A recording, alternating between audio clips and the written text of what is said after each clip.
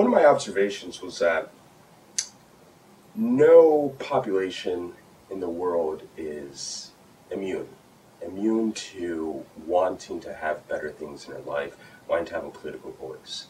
For a long time, people said that the Arab world was an exceptional region.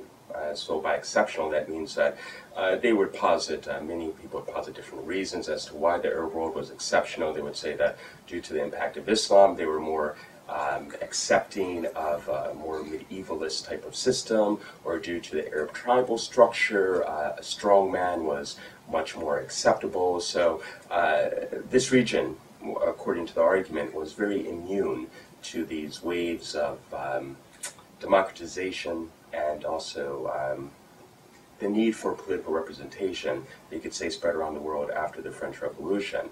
But I found this to be obviously not the case, as we all know. I mean, in the Middle East, the people, they accepted, to a certain extent, they accepted their governments not giving them as many rights as perhaps they wanted, but in lieu of that, the way that the Arab social contract was formed was that they would get either subsidized foodstuffs, or if we look at the Gulf context, then they would get low-cost energy or extremely low-priced energy, and also subsidized healthcare, education, and so on. So the social contract had a different form depending on which country it was, but that was the base of Arab society, or the basis of Arab society for several decades. And for several decades, it more or less kept the peace. Now, of course, there were challenges. This is one thing that I think that really needs to be understood quite well, is that for the Arab social contract to continue to be a viable model, the government would have to keep its side of the bargain, and then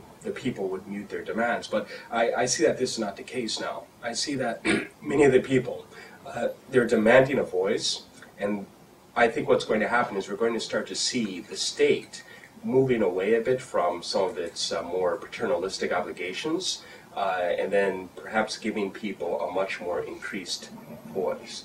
Now, this will happen gradually in certain places, and it might happen much more rapidly in other countries, and it might be marked by violence, as in Libya and Syria, and in other countries it may not really be typified by violent action. It may be more of a slower process, but we start to see this type of trend happening all over the region. My key recommendation is making people feel as if they're part of the system. Now, that doesn't necessarily have to be a type of Scandinavian democracy model. No, I think that it can be, depending on the area or the region of the world, it can meet those particular cultural dynamics that are on the ground or at play. And in China, for instance, democracy is going to look very different. In Latin America, it's going to look a bit different than it would from the U.S. or from Western Europe, or in Africa, the same situation. So I think that we shouldn't necessarily be confused that there's going to be some type of dual party system. No, but I think that there's definitely going to be much more opening of the space for people to voice how they want the future system to be, without necessarily having to approach the issue from street protests or what have you. They'd be able to use the system in order to posit their demands. What I've been working on now is I've been looking at how the energy sector in the Middle East has, or its role in state formation. Okay. So that's my overall research topic. And the way that I am looking at it is that I'm looking at how the energy sector has been used as a base of economic development, industrialization, and modernization in oil-producing countries, and how many different governments in the region are using this sector in order to either modernize their economies at a very fast clip, such as we see in Qatar or in the UAE, or whether they're just using this as a type of redistributive instrument without necessarily having any type of growth or sustainable growth, actually, I could say. So I'm looking at how the different countries are utilizing their natural resources, whether it's being done in a much more viable way to support future growth and change in the economy, or whether it's more or less keeping the status quo. So that's one thing. And the way that it's tied in to the current Arab Spring, as they call it, is simply because many of the governments in the region, or many of the countries, are actually going to have, they're going to reach a fork in the road.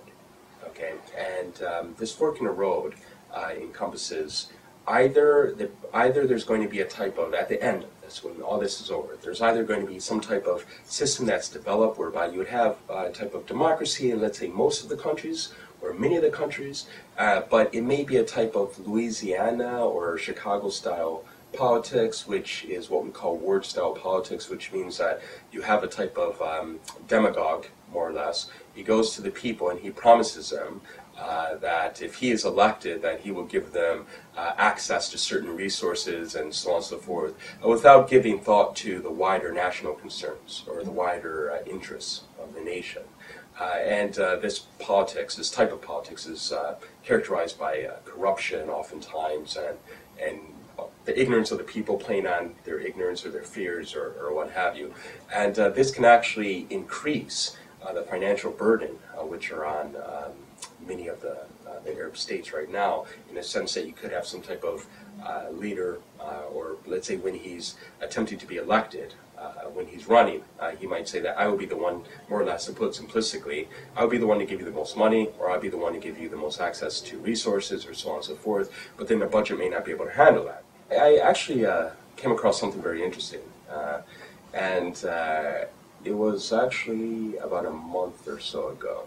And I started to look at the energy independence policies of the Western countries and also some of the emerging markets as well. So if we look at China and to a lesser extent India. And I saw that there's a type of correlation between the energy independence policies, the international increase in the price of basic foodstuffs, and also social instability. And there was a type of correlation between these three. And I mean, I'm not saying that there's necessarily a causation, but definitely there's a type of correlation. If we look at the protests initially, most of the Arab protests dealt with corruption. They dealt with economic concerns. And then this transitioned into later anti-government antipathy and so on. But initially it was basic economic grievances, and that the government was not being able to undertake its economic duty as it should have been. So that's one thing that I'm attempting to wrap my mind around at the moment is what is the correlation behind certain policies that the U.S. takes, for instance, to perhaps even support the farm lobby, as we know in our breadbasket states and so on.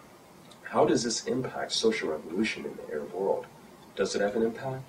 Maybe not. Maybe it has a slight impact. So this is what I'm attempting to grapple with at the moment.